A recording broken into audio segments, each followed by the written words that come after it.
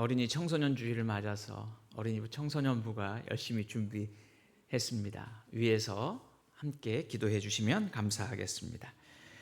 오늘 봉독한 히브리서 5장 5절로 10절까지의 말씀을 가지고 하나님 아들의 모습이란 제목으로 하나님의 말씀 선포합니다. 한번 따라합시다. 하나님 아들의 모습. 대한민국에 특별한 일이 있습니다. 그것은 다른 나라에서는 볼 수 없는 재활용을 수집하는 사람들이 많다는 것이죠. 노인분들이 용돈을 마련하기 위해서 폐지를 줍고 빈병을 모집하곤 합니다. 고물을 수집하는 분들이 정말 그것이 아무 필요 없는 쓰레기라면 그것을 과연 주워 담을까요? 돈이 필요하고 쓸모가 있기 때문에 폐지나 빈병을 비롯한 고물들을 수집합니다. 그렇지 않으면 그들의 수고와 노력은 헛될 수밖에 없지요. 주님께서 우리를 하나님의 자녀로 삼아주신 것은 우리가 빈병과 폐지보다도 더 가치가 있고 귀하기 때문에 하나님께서 우리를 하나님의 자녀 삼아 주신 줄로 믿습니다. 우리가 구원받은 하나님의 백성이 된 것은 아주 놀라운 하나님의 섭리와 뜻이 있고 또 우리에게 주어진 아주 귀한 가치가 우리 안에 숨어져 있음을 우리는 보게 됩니다. 예수님은 하나님의 아들이심을 우리는 고백하며 살아갑니다. 그리고 예수님은 이 땅에 오셔서 하나님의 아들로 사셨습니다. 우리가 기대하는 하나님의 아들이라 하면 천군 천사를 거느리고 말 한마디로 명령 한마디로 온 세상을 뒤엎을 수 있을 만큼의 그 큰 힘과 능력을 가진 분이 하나님의 아들이었을 거라 생각하지요. 그러나 정작 하나님의 아들이신 예수 그리스도께서는 이 땅 위에서 그러한 권세와 능력을 발휘하신 분이 아니셨습니다. 우리가 기대하는 모습과는 전혀 다른 사랑과 섬김과 희생의 삶을 보여주신 분이 우리 주님이시지요. 오늘 본문을 통해서 하나님의 아들의 모습을 보면서 또 우리 어린이부 청소년 주일을 맞아서 우리의 다음 세대들이 또한 하나님의 자녀된 우리 모두가 어떠한 삶을 살아가야 할 것인가 보고자 합니다. 오늘 본문의 말씀에 아주 귀한 단어가 있습니다. 그것은 5절 말씀에 보면 그리스도께서 대제사장이 되셨다는 말씀이죠. 그리고 10절 말씀에도 대제사장이라 칭하심을 받으셨다. 대제사장은 레위 지파에서 혈통을 통해서 물려받는 것이 제사장들이었습니다. 그런데 예수님은 하나님의 아들이셨고 그리고 하나님의 아들이신 예수님은 스스로 높은 자리, 스스로 영광의 자리를 취하려 하지 않으셨다라고 하는 것이죠. 5절 말씀에 이렇게 기록되고 있습니다. 그리스도께서 대제사장 되심도 스스로 영광을 취하심이 아니라고요. 예수님이 대제사장 되심, 예수님께서 우리의 구주가 되심도 예수님이 스스로 취하려고 하신 것이 아니라는 것입니다. 현대는 자기 PR 시대입니다. 내가 주도적으로 살아가는 것이 행복한 삶을 살아간다고 성공하는 인생이라고 말하는 시대입니다. 그런데 예수님은 스스로 높아지려고 스스로 영광의 자리에 앉으려 하지 않으셨다라고 하는 것이지요. 열왕기상 1장 말씀에 보면 다윗의 넷째 왕자인 아도니아가 등장하게 됩니다. 그 아도니아는 용모도 출중했습니다. 그리고 아버지 다윗에게 한 번도 거스르지 않은 아주 말 잘 듣는 모범생과 같은 아들이었습니다. 그런데 이 아도니아가 스스로 높아져서 왕이 되고자 합니다. 열왕기상 1장 5절 말씀에 보면 아도니아가 스스로 높여서라는 말씀이 기록되어 있습니다. 스스로 높아져서 왕이 되고 싶어 했습니다. 왕이 되고자 수많은 모략과 그리고 계획을 꾸몄습니다. 그리고 많은 사람들을 자기 편으로 만들어 놓았습니다. 그러나 스스로 높아지려고 하는 교만, 스스로 높아지려고 하는 이 사람을 하나님께서는 왕으로 세워주지 아니하셨습니다. 예수님은 마태복음 23장에 누구든지 자기를 높이는 자는 낮아지고 누구든지 자기를 낮추는 자는 높아지리라고 말씀하셨습니다. 인간은 끊임없이 스스로 높아지려고 합니다. 우리 안에도 끊임없는 욕망이 있습니다. 내가 높아지고자 하는 것입니다. 그 높아짐은 스스로 높아지려고 하는 것이지요. 그런데 주님은 스스로 영광을 받으시려 하지 않습니다. 스스로 높아지려 하지 않습니다. 오히려 하나님께서 아들을 삼아 주셨고 멜기세덱의 반차를 따라 대제사장이 되게 하셨다고 말씀하고 있지요. 6절 말씀에 보면 시편 110편 4절의 말씀을 인용하면서 이야기합니다. 내가 영원히 멜기세덱의 반차를 따르는 제사장이라. 그래서 10절 말씀에 보면 하나님께 멜기세덱의 반차를 따른 대제사장이라 칭하심을 받으셨느니라 말씀하고 있죠. 하나님께서 세워주셨다는 거예요. 하나님께서 대제사장이 되도록 세우셨고 높이시고 하나님이 영광을 부여해 주셨다라고 하는 것이지요.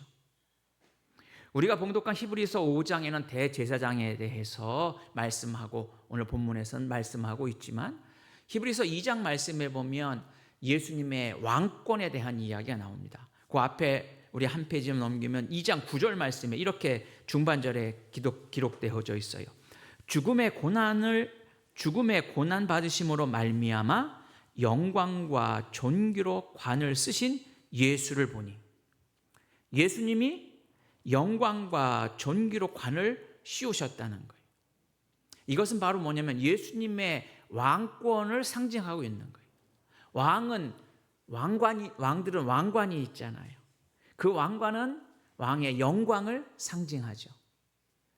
히브리 쓴 저자는 2장에서 예수님의 왕권 대신, 예수님의 왕 되심을 설명합니다. 그리고 오늘 본문 5장에서 예수님의 대제사장 되심을 말씀하고 있어요. 그런데 예수님이 대제사장 되신 것이 어떻게? 멜기세덱의 반차를 따라서. 반차라고 하는 것은 계급, 반차 순서예요. 이 계급의 순서에 따라서 멜기세덱의 전통으로 대제사장이 되셨다는 거예요. 이 멜기세덱이라고 하는 대제사장은 창세기 14장에 등장합니다. 아브라함이 조카 롯을 구하고 났을 때 이 멜기세덱이 아브라함을 격려하고 그리고 아브라함이 멜기세덱에게 11조를 드리죠. 그런데 그 멜기세덱이 누구인지에 대해서는 아주 자세하게 기록되어져 있지 않습니다. 그저 살렘 왕 멜기세덱이라 기록됩니다. 살렘의 왕이면서 제사장이었습니다. 하나님께서는 왕과 제사장을 두 개를 다 감당하도록 허락하지 아니하셨습니다. 사울이 왕에서 내려오게 된 결정적 이유는 무엇입니까? 사무엘을 기다리지 않고 제사를 집전하는 대제사장 역할을 감당함으로 인해서 그가 하나님으로부터 버림받게 되지요. 하나님은 철저하게 대제사장과 왕 동시에 역할을 감당할 수 있는 걸 성경에 허락하지 않으셨습니다. 그런데 성경에 기록되어 있는 유일한 멜기세덱만은 왕과 제사장의 역할을 감당하고 있습니다. 그리고 그에 대한 기록은 그 어디에도 기록되어져 있지 않습니다. 그리고 시편 인용한 오늘 히브리 기자가 인용한 시편 114편 말씀에 멜기세덱의 반차를 따라서 대제사장이 되신다 하는 말씀을 인용하고 있는 뿐입니다. 아브라함이 멜기세덱에게 11조를 드립니다. 멜기세덱의 대제사장 된 권위를 인정하고 있습니다. 그 멜기세덱의 권위와 대제사장 되심을 아브라함은 인정하고 있지요. 제사장의 권위는 전통은 혈통은 아론으로부터 시작되죠. 레위인으로. 아브라함은 이미 아론 전의 사람입니다. 예수님의 대제사장 되심과 왕이 되심은 바로 이 멜기세덱, 아브라함 이전부터 하나님이 주신 멜기세덱의 반찬, 멜기세덱의 전통에 근거함을 이야기하고 있습니다. 바로 이 히브리 기자는 오늘 우리에게 분명히 말씀하시는 것은 예수님이 왕이시며 대제사장이 되신다. 그 대제사장의 근거는 혈통에 근거한 아론의 후손 레위 지파가 아니라 바로 하나님이 허락하신 멜기세덱으로부터 시작됨을 말씀하고 있죠. 바로 예수님께서 대제사장 되신 가장 결정적인 요인은 무엇이냐? 그것은 바로 스스로 영광을 취하지 아니하시고 하나님께서 제사장으로 세워주셨기 때문이라는 거예요. 우리는 끊임없이 스스로 높아지려고 하고 우리는 끊임없이 내가 좋은 자리를 탐하려고 합니다. 그러나 주님은 말씀하셨습니다. 십자가를 지시기 전에 말씀하셨습니다. 한 알의 밀알이 죽지 아니하면 열매를 많이 맺을 수 없다고요. 예수님은 스스로 끊임없이 겸손해지셨고 낮아지셨습니다. 그리고 하나님의 말씀에 철저하게 순종하셨습니다. 세상의 물질이나 명예나 자신의 욕심보다 끊임없이 겸손하신 모습이 하나님의 아들이신 예수 그리스도의 모습입니다. 그래서 하나님께서 예수님을 대제사장으로 우리의 구원자로 삼아 주신 것이지요. 사랑하는 성도 여러분, 우리는 하나님의 자녀로 주님의 말씀을 따라 살겠다라고 하는 주님의 자녀가 되었습니다. 그럼에도 불구하고 얼마나 우리는 우리 스스로 높아지려 하고 교만하려 하고 있습니까? 오늘 어린이 주일, 청소년 주일을 맞아서 우리 모두가 어린아이와 같이 주님 앞에서 겸손한 자로 살아갈 때 주님이 기뻐하신 하나님의 자녀된 모습으로 주의 영광을 드러내게 될 줄로 믿습니다. 두 번째로 우리 예수님께서는 9절 말씀에 보면 모든 자에게 영원한 구원의 근원이 되셨다 말씀하고 있지요. 예수님께서 영원한 구원의 근원이 되셨다라고 하는 것입니다. 예수님은 참 인간의 모습으로 오셨습니다. 그래서 예수님은 고통받으셨습니다. 그래서 7절과 8절 말씀에 이렇게 기록하고 있습니다. 심한 통곡과 눈물로 간구와 소원을 올렸고 그의 경건하심으로 말미암아 들으심을 얻었나니 그가 아들이시면서도 받으신 고난으로 순종함을 배웠다. 그렇게 주님께서 고통당하시고 고난 가운데 기도하시고 부르짖을 때 하나님께서 들으시고 주님께서 고난 가운데 순종함을 통해서 우리의 구원의 근원이 되셨다. 우리의 구원자가 되셨음을 말씀하고 있는 것이지요. 예수님은 참 인간이셨습니다. 그래서 우리와 똑같은 고통의 순간들을 겪으셨습니다. 고통을 겪으면 누구나 그 고통의 순간으로부터 벗어나기를 원합니다. 여러분, 우리가 뜨거운 거를 만지면 우리 손이 어디로 갑니까? 귀로 갑니다. 왜 귀로 갈까요? 우리 몸에서 노출되어 있어서 가장 차갑기 때문이에요. 우리는 스스로 고통의 순간 그 고통을 벗어날 수 있는 가장 내 몸에 가까운 귀래 우리의 뜨거운 부위를 댑니다. 사람은 누구나 고통의 순간을 즐기는 사람이 아무도 없습니다. 그 고통으로부터 벗어나고자 원합니다. 그런데 주님께서는 스스로 그 고통과 고난의 자리를 가셨습니다. 묵묵히 그 고난에 순종하셨습니다. 그 순종을 통해서 우리의 구원자가 되셨다라고 하는 것이죠. 여러분, 우리의 인간의 행복과 불행은 어떻게 나눌 수 있을까요? 내가 출세하고 성공한 것이 행복한 것일까요? 세상의 사람들은 그렇게 말할 수 있을 것입니다. 많은 권력을 가지고 권력을 쟁취하면 혹은 많은 부를 얻으면 많은 명예를 얻으면 성공한 사람이고 그 성공한 사람은 행복하다고 말할 것입니다. 그러나 우리 그리스도인들에 있어서 행복과 불행의 가장 중요한 기준은 하나님의 말씀에 순종하는가 순종하지 않는가입니다. 하나님의 말씀에 순종할 때 우리는 행복해져야 합니다. 그것이 그리스도인입니다. 하나님의 말씀에 순종할 때 때로는 고난이 있을 수 있습니다. 고난이 있다고, 실패가 있다고 우리는 불행한 것이 아닙니다. 고난이 있고 실패가 있다 할지라도 하나님의 말씀에 순종하면 우리는 행복한 것이지요. 여러분들의 행복의 기준이 바로 여기 있어야 합니다. 하나님의 말씀을 따라 살 것인가? 하나님의 말씀에 불순종할 것인가? 우리 주님께서는 이 땅에 오셔서 철저하게 하나님의 말씀과 하나님의 뜻에 순종하셨습니다. 십자가에 죽기까지 고통당하심에도 불구하고 자신의 생명을 내어주시기까지 우리 주님은 순종하셨습니다. 그 순종을 통해서 우리 주님은 우리 구원의 근원이 되셨고 우리의 구원자가 되셨음을 말씀해 주시고 있는 것이죠. 우리는 주님의 자녀고 주님의 제자라고 말하면서 우리는 얼마나 주님의 말씀에 순종하며 하나님의 뜻에 순종하며 살아가고 있습니까? 스코틀랜드의 에든버러에 가면 아주 아름다운 홀리우드 공원이 있답니다.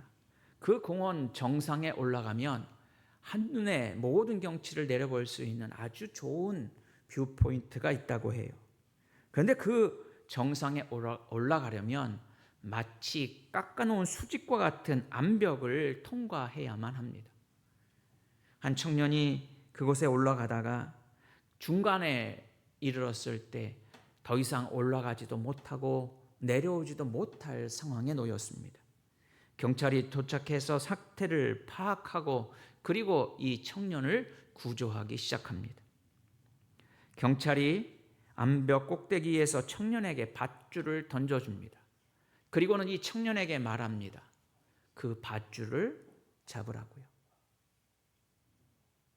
청년은 순간 고민합니다. 내가 잡고 있는 지금 이 밧줄을 놓아야 살 것인가? 저 경찰이 준 밧줄을 잡아야 산다는데 내 밧줄을 놓지 않고는 그 경찰의 밧줄을 잡을 수 없는 것이지요. 여러분, 우리는 끊임없이 내가 잡고 있는 이 밧줄이 가장 안전한 밧줄이라고, 가장 행복한 밧줄이라고 우리는 착각하며 살고 있지 않습니까? 주님께서는 우리에게 생명의 밧줄을 허락해 주셨는데 내가 쥐고 있는 그 밧줄을 포기하지 못해서 생명의 밧줄을 잡지 못하는 어리석음의 삶을 살고 있지는 않습니까? 자신의 능력을 의지하기 때문에 내 밧줄을 놓지 못합니다. 자신의 자존심을 버리기 싫어서 우리는 내 밧줄을 기꺼이 잡고 있습니다. 그러나 내 밧줄을 놓는 용기가 있을 때 우리는 생명의 밧줄을 잡을 수 있습니다. 바로 그것이 믿음입니다. 우리는 예수 그리스도를 통해서 생명의 밧줄을 잡은 자들입니다. 우리는 예수 그리스도를 통해서 구원을 얻은 백성들입니다. 그렇다면 이제 우리는 하나님의 말씀에 순종하는 믿음의 삶을 살아가야 될지 않을까요? 우리는 아이들을 양육하고 어린 아이들이 순종하며 건강하게 자라기를 바랍니다. 그러나 정작 성인이 되면 우리 스스로 순종하지 못하는 모습을 보게 됩니다. 하나님은 우리를 하나님의 자녀로 부르셨습니다. 그리고 예수님이 하나님의 아들의 모습을 보여주신 것처럼 우리가 하나님의 자녀로 마치 어린아이와 같이 순전한 모습으로 살아가기를 원하시는 줄로 믿습니다. 어린이 주일, 청소년 주일, 나와 상관없는 어린 아이들에게 필요한 것이 아니라 하나님 앞에서 우리 모두는 어린아이와 같은 존재입니다. 그러므로 하나님의 자녀된 우리의 모습은 어떠해야 할까요? 오늘 주님이 보여주신 두 가지 모습입니다. 바로 우리는 하나님 앞에서 겸손해야 한다라고 하는 사실입니다. 끊임없이 우리가 하나님 앞에 모든 것을 내려놓고 겸손할 때 우리는 비로소 하나님의 뜻을 이루는 자가 됩니다. 옛날 어느 선비가 일행을 데리고 가던 중에 날이 저물어서 주막에 머물어서 저녁 식사를 하고 잠에 들게 되었습니다. 깊은 잠에 빠졌을 때에 그 주막의 주인이 깨웁니다. 여보시오, 지금 충청 수사가 다시 말해서 지금의 도지사 정도 되는 분이 와서 방을 내어놓으라고 하니까 좀 일어나 주시면 좋겠습니다. 이 선비는 그러지요 하고는 일어나서 마루에 나와서 잠을 청합니다. 그리고 기세당당한 이 충청수사는 방에 들어가서 단잠을 자게 되지요. 다음 날 아침에 일어나서 이 충청수사는 깜짝 놀랐습니다. 마루에서 자고 있었던 그 선비는 바로 이조 판사인 송시열 선생이었습니다. 이 충청수사는 얼굴을 들 수가 없었습니다. 여러분, 교만하면 얼굴을 들지 못하게 됩니다. 그러나 겸손하면 우리는 당당하게 살아갈 수 있습니다. 잠언 16장 18절 말씀에 교만은 패망의 선봉이요 거만한 마음은 넘어짐의 앞잡이라고 말씀하고 있습니다. 우리 안에 끊임없는 교만과 그리고 우리 안에 거만한 마음이 그리스도의 말씀으로 녹아져서 끊임없이 겸손할 때 우리는 하나님의 아름다운 자녀의 모습으로 살아가게 될 줄로 믿습니다. 두 번째로 우리에게 필요한 것은 주님이 보여주신 대로 순종의 모습입니다. 우리는 하나님의 자녀로 부르심을 받았습니다. 그렇다면 이제 하나님의 뜻에 순종하는 자가 되어야 합니다. 주님께서 고난당하시고 그리고 눈물 가운데 기도하시고 그리고 주님께서 우리를 위해 목숨을 내어주시기까지 순종하셨던 것처럼 우리는 하나님의 말씀과 하나님의 뜻에 순종하는 우리의 믿음의 삶이 되어야 될 줄로 믿습니다. 예수님께서 가신 길, 그것은 순종의 길입니다. 예수님께서 가신 길, 그것은 십자가의 길입니다. 예수님께서 가신 길, 그 길은 고통의 길입니다. 그러나 예수님께서 가신 그 길은 약자를 위한 길이었고 구원을 여는 길이었습니다. 그러므로 우리가 걸어가야 할 그 길은 바로 약자를 위한 길이고 하나님 나라를 위한 길이고 영원한 생명을 위한 길인 줄로 믿습니다. 어린이 청소년 주일을 맞아 하나님의 아들이신 예수 그리스도의 모습을 보면서 하나님 앞에서 자녀된 우리가 겸손한 모습으로 그리고 순종의 모습으로 하나님의 영광을 드러내며 하나님 앞에 칭찬받는 귀한 믿음의 자녀로 한 주간 승리할 수 있기를 주의 이름으로 축원해 드립니다. 기도합시다.